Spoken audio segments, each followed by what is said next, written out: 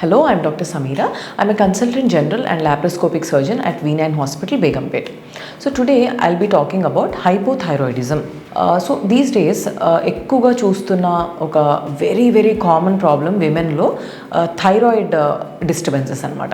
So ఈ thyroid disturbances 2 టైప్స్లో ఉంటాయి, hypo and hyper thyroidism. Hypothyroidism అంటే థైరాయిడ్ గ్లాండ్ అవసరమైనంత థైరాక్సిన్ని ప్రొడ్యూస్ చేయకపోవడాన్ని హైపోథైరాయిడిజం అంటారు. సో ఈ హైపోథైరాయిడిజం అనేది ఫిజియోలాజికల్గా అంటే ఏ డిసీజ్ లేకుండా కూడా కొన్నిసార్లు ఫిజియోలాజికల్ హైపోథైరాయిడిజం అంటాం. అంటే ప్యూబర్టీ టైంలో లేకపోతే ప్రెగ్నెన్సీ టైంలో ఎప్పుడైతే థైరాక్సిన్ హార్మోన్కి బాడీలో ఉండే డిమాండ్ పెరుగుతుందో అప్పుడు రిలేటివ్గా అది ఆ డిమాండ్కి రీచ్ అవ్వలేకపోవడాన్ని ఫిజియోలాజికల్ హైపోథైరాయిడిజం అంటారు. అలా కాకుండా యూజువల్గా మనం చూస్తే మిడిల్ ఏజ్డ్ విమెన్లో క్లినికల్ హైపోథైరాయిడిజం ఈ మధ్య ఎక్కువగా చూస్తున్నాం అనమాట. దీనికి మీనింగ్ ఏంటి అంటే బాడీకి అవసరమయ్యే థైరాక్సిన్ హార్మోన్ని థైరాయిడ్ గ్లాండ్ ప్రొడ్యూస్ చేయలేకపోతుంది. దీనికి మల్టిపుల్ రీజన్స్ ఉంటాయి. మనం కామన్గా చూసుకుంటే అయోడిన్ తక్కువగా ఉండే ఉప్పు తీసుకోవడము, అయోడిన్ తక్కువగా ఉండే బెల్ట్స్లో ఉండడము, అంటే కొన్ని ప్లేసెస్లో న్యాచురల్గానే గ్రౌండ్ వాటర్లో అయోడిన్ అది తక్కువగా ఉంటుంది.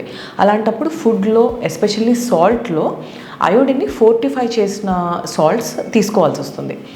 అలా తీసుకొని పరిస్థితి ఉన్నప్పుడు ఈ హైపోథైరాయిడిజం కామన్గా చూస్తుంటాం.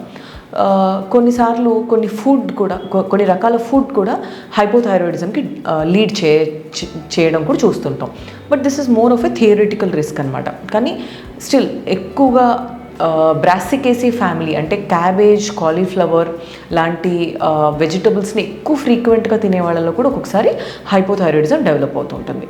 లేకపోతే సింపుల్గా కొంతమందిలో ఎందుకో రీజన్ కూడా తెలియకుండా ఈ థైరాక్సిన్ ప్రొడక్షన్ తగ్గిపోతుంటుంది. సో ఇలా ఏది ఏమైనా కూడా ఎప్పుడైతే పేషెంట్ హైపోథైరాయిడిజంలోకి వెళ్తారో there are so many symptoms అనమాట. సో ఇవాళ నేను పేషెంట్స్ వాళ్ళకి హైపోథైరాయిడిజం ఉండొచ్చు అని వాళ్ళు ఎలా గెస్ చేయాలి, అంటే how to identify for one self hypothyroidism features ఏంటి, అసలు అది ఎలా ఐడెంటిఫై చేసుకోవాలో నేను ఇవాళ చెప్తాను. ఇది మోర్ కామన్గా విమెన్లో చూస్తుంటాం కాబట్టి నేను ప్రిడామినెంట్గా ఇవాళ విమెన్ థైరాయిడ్ డిజార్డర్స్ గురించి మాట్లాడతాను.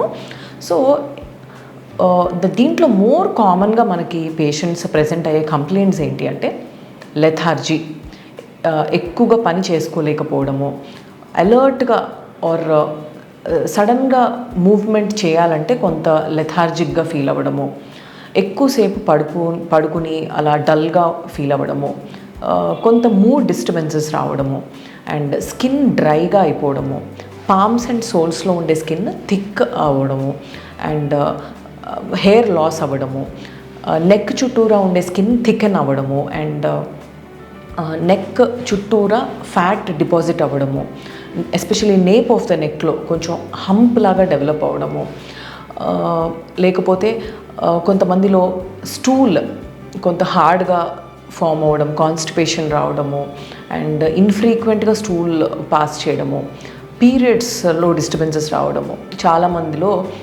హెవీ బ్లీడింగ్ అవ్వడము, రక్తం తగ్గిపోయేటట్టుగా, అండ్ ఇవన్నీ వేరియస్ సిమ్టమ్స్ అనమాట. సో అసలు ఇలా సిమ్టమ్స్ ఎందుకు వస్తాయి అంటే ఈ థైరాక్సిన్ హార్మోన్ అనేది మన బాడీలో ప్రతి ఒక్క సిస్టము ఒక పర్టికులర్ స్పీడ్లో రన్ అయ్యేటట్టుగా అది పేస్ని సెట్ చేస్తుంది అనమాట. సో ఎప్పుడైతే ఈ పేస్ స్లో డౌన్ అయిపోతుందో పేషెంట్ జనరల్గానే చాలా డల్గా అయిపోతారు, ఈవెన్ ఇంటెస్టైన్ మొటిలిటీ కూడా తగ్గిపోతుంది, దానివల్ల మోషన్లో ప్రాబ్లం రావచ్చు, అండ్ పీరియడ్స్లో డిస్టర్బెన్సెస్ రావచ్చు, అండ్ జనరల్గా మెటబాలిజం తగ్గిపోవడం వల్ల పేషెంట్ వెయిట్ గెయిన్ అవ్వడము. సో ఇవన్నీ సిమ్టమ్స్ ద్వారా మనం పేషెంట్ హైపోథైరాయిడ్ అవ్వచ్చేమో అని సస్పెక్ట్ చేస్తామన్నమాట.